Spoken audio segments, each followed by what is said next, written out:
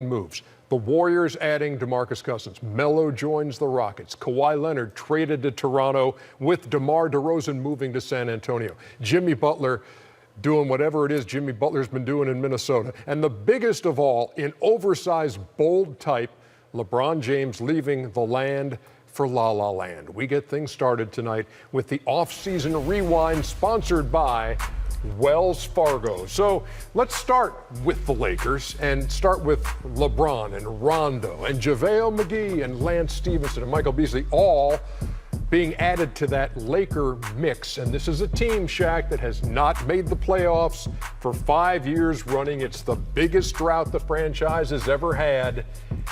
Does it end this year? And what do you see LeBron bringing to LA? Well, of course, he's going to bring that excitement back. All the superstars that were not there the past couple of years, they will be coming back. Denzel, Jack, Adam Sandler, all those guys.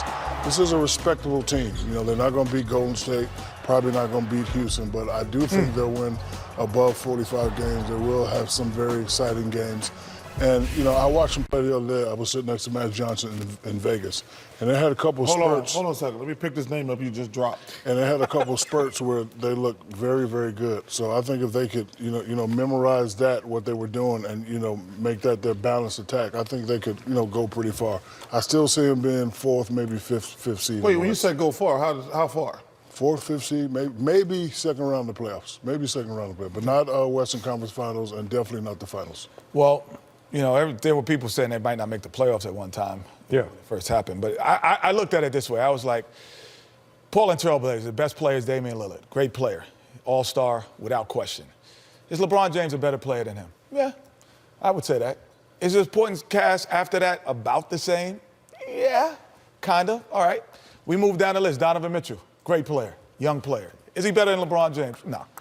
Okay, his supporting cast, well, about the same. So now he's in the 3, 4, 5 conversation without question, to me, just because of the others. But if you look at Houston and you look at Golden State, you go, well, they're cream of the crop in terms of talent in every position. And so that separates those two.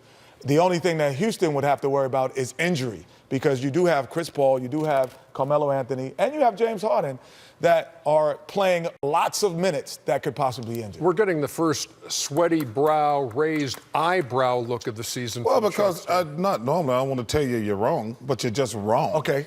Tell me why. Why don't you think that LeBron James, his cast, and him being better than their best players aren't about equal? Well, first of all, those teams you mentioned not in the mix.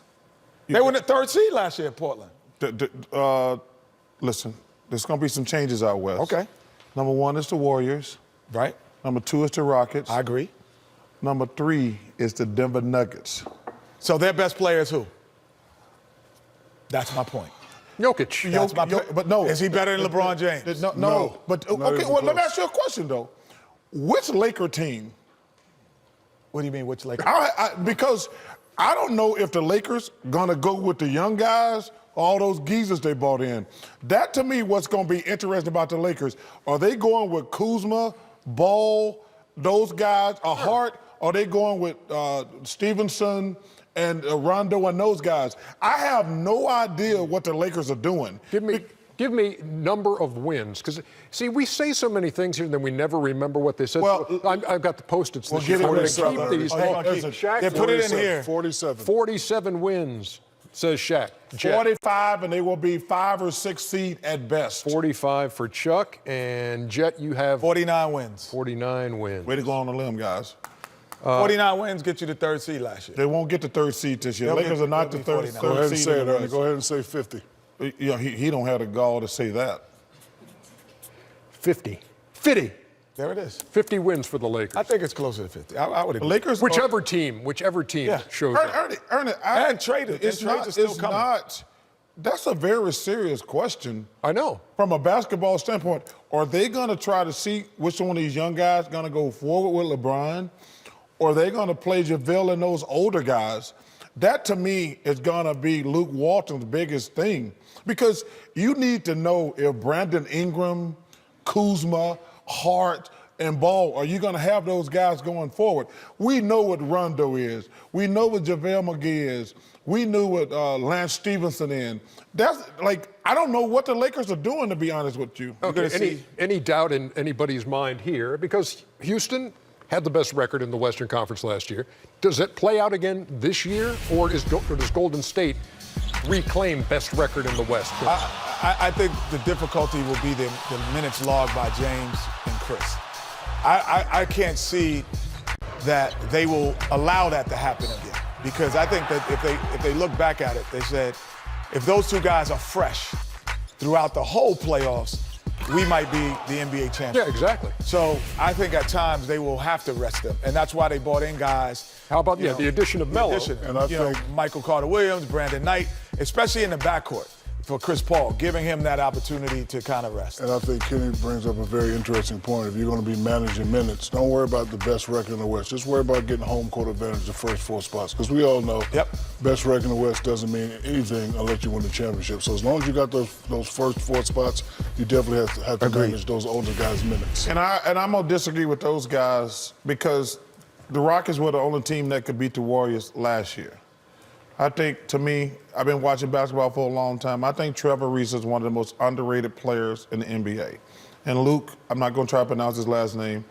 I don't think you can just lose those 2 guys. Ba Moute. Yeah, Luke, what's his name? Ba Moute. Whatever you say, Ernie.